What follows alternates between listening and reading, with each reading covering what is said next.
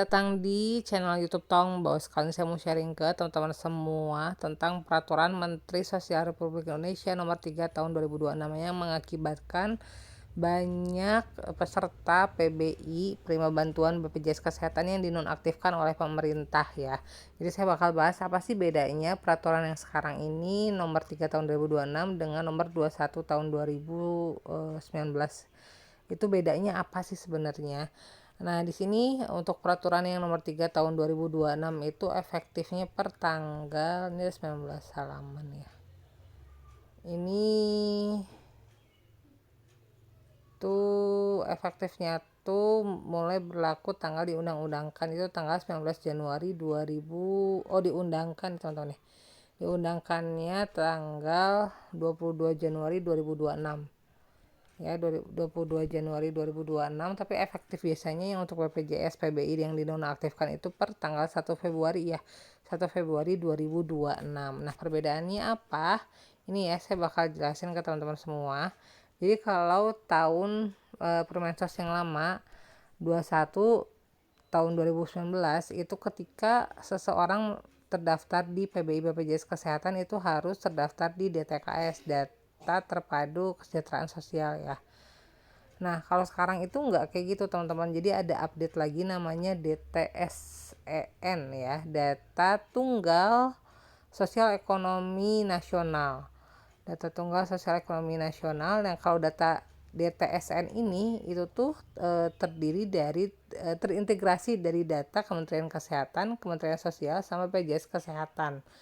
Jadi dari tiga instansi ini gitu. Nah, terus kalau misalnya untuk yang sebelumnya dulu tuh kalau misalnya yang dapat BPJS Kesehatan tuh harus fakir miskin. Nah, sekarang tuh enggak kayak gitu. Cakupannya lebih luas. Mulai dari korban bencana, terus pensiunan, tahanan, terus korban PHK dan arahan langsung dari presiden. Terus di sini juga kalau misalnya ada bayi ya, bayi itu kalau dulu bayi baru lahir harus lapor dinas sosial. Nah, ini kalau sekarang bayi baru lahir untuk ibu dari PBI itu sudah otomatis terdaftar sebagai PBI. Jadi kalau misalnya teman-teman itu PBI terus hamil melahirkan anak itu otomatis PBI juga anaknya gitu ya. Nah, inilah poin penting yang mengakibatkan beberapa perbedaan antara Permensos 21 tahun 2019 dan Permensos nomor 3 tahun 2026.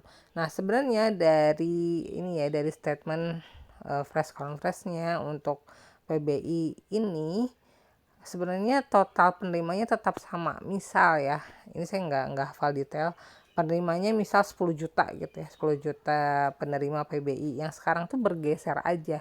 Jadi misalnya sekarang yang awalnya nggak menerima karena mungkin secara kualifikasi udah dianggap mampu, atau misalnya sudah punya penghasilan, terus sudah kayak gitu misalnya sudah punya pekerjaan, jadi karyawan pabrik misalnya, jadi dianggap sudah tidak membutuhkan untuk PBI lagi dan dialihkan PBI-nya misal ke korban bencana. Apalagi sekarang di Indonesia kan lagi banyak ya bencana ya. Beberapa bulan terakhir itu banyak banget bencana yang terjadi di Indonesia. Jadi mungkin dari pemerintah itu bergeser untuk targetnya. Ya, target penerimanya. Cuma untuk jumlahnya itu setahu saya tetap sama ya jumlah target penerimanya. Hanya sasarannya aja yang bergeser. Nah, itu ya teman-teman penyebabnya. Mungkin teman-teman bisa cukup jelas, dan kalau ada yang ingin tanyakan bisa langsung tanya aja di kolom komentar. Terima kasih.